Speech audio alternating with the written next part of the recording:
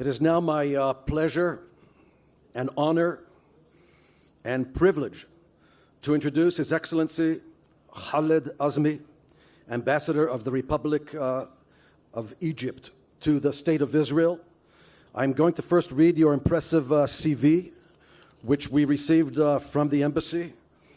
Ambassador Azmi assumed his position in Tel Aviv in November 2018. He is a career member of the Egyptian Foreign Service since 1995. Most recently, he was the director of the International Counterterrorism Unit at the Ministry of Foreign Affairs from October 2015 to October 2018.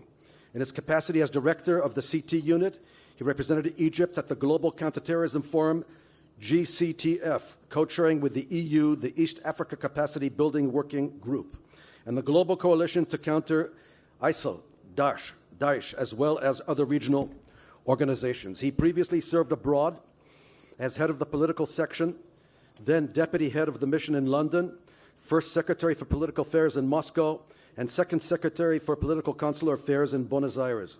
In Cairo, Ambassador Azmi served in different departments, including the cabinet of the foreign minister, as personal assistant to the political advisor, assistant to the general coordinator of the Middle East, North Africa Regional Economic Conferences, political affairs officer for Arab Mashriq countries, Iraq, Syria, Lebanon, and Jordan, at the Bureau of the Assistant Minister for Arab and Middle East Affairs, and the Department of Diplomatic Personnel and Inspection. He also served as an assistant for Foreign Relations to the Minister of Industry and Technology. He holds a BA in Political Science from Cairo University and an MA in Political Science from the University of British Columbia in Canada. He is married. He is a father of 2 daughters. Your Excellency, the floor is yours.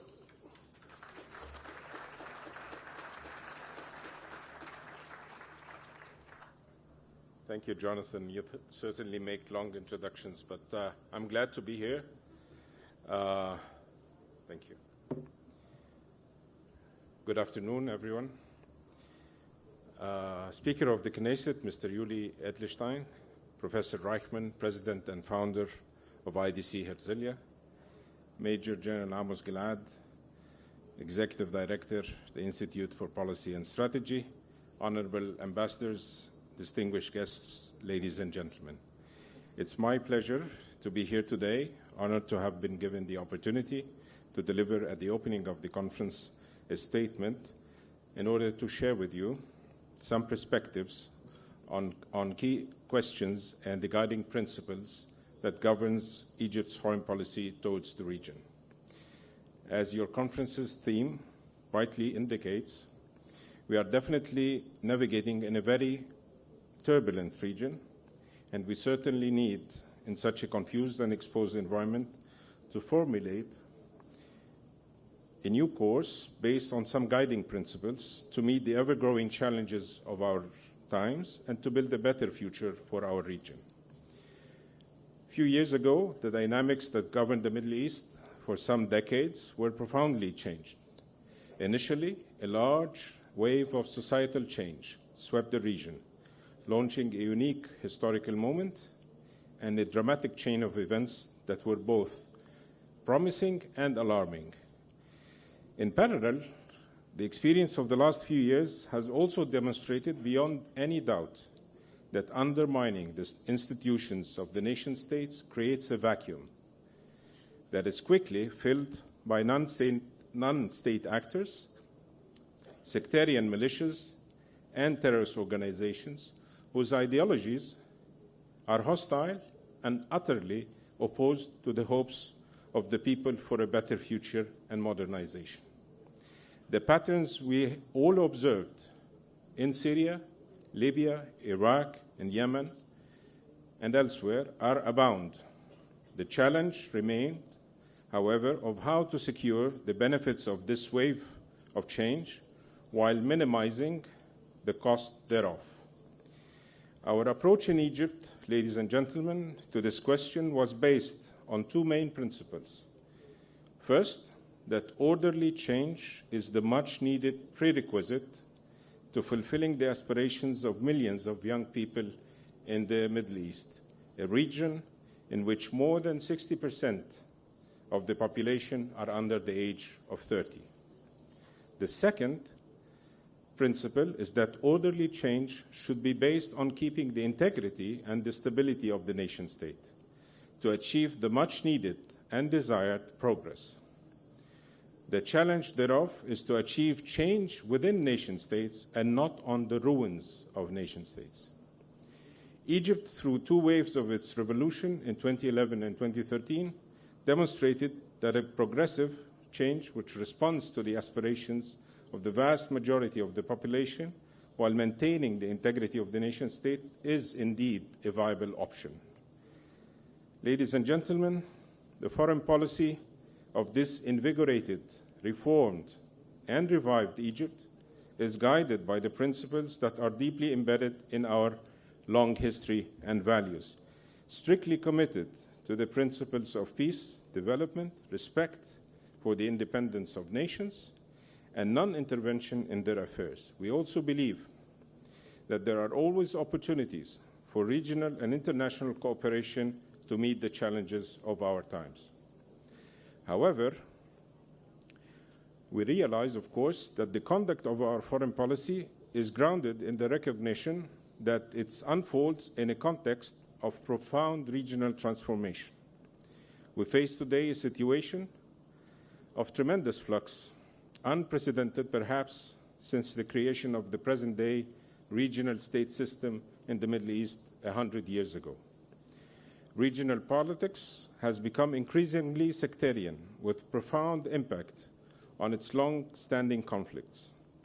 While conflicts between states are open to the possibilities of negotiated settlements, conflicts based on primordial identity more often defy compromise and become increasingly intractable. In parallel, we are also witnessing a trend towards increasing regional fragmentation, which in turn provides for an enabling environment for transnational threats, particularly terrorism, that prosper in ungoverned spaces and safe havens produced by the weak and collapsing state structures. Finally, these numerous challenges are unfolding, sadly, amidst the region's own looming resource crisis, particularly water, which will be a defining feature of the region's future landscape. In navigating this complex regional setting, Egypt, ladies and gentlemen, is formulating its regional diplomacy based neither on narrow sectarian interests nor on the politicization of religion. Rather, it will seek to project its role based on a political model founded on the values of a civil state that is inclusive of all its citizens, irrespective of gender, race, or creed. Exactly 6 years ago, on June 30th, 2013, like today, the overwhelming popular will of the Egyptian people reinforced our identity, formed by a rich civilization that spans millennia, through embracing once more tolerance and moderation, while rejecting attempts by some to fundamentally alter that identity. This historical experience has shaped both the attitudes and behavior of Egypt towards the region and the world. What guides our approach to the unprecedented simultaneous crises, being in Syria, Libya, or Yemen and elsewhere, is the tested principle that revived and reformed nation states are the answers to the aspirations to the wave of change that swept the region some 8 years ago. Our vision for the way forward to solve those crises is based on two pillars. The first is to preserve the national unity and internal integrity of those states. The second is to support the legitimate aspirations of the people in rebuilding their own state through an acceptable political solution that revive an all-inclusive modern nation state based on civic ethics and full citizenship, which will provide an enabling environment for reconstruction efforts.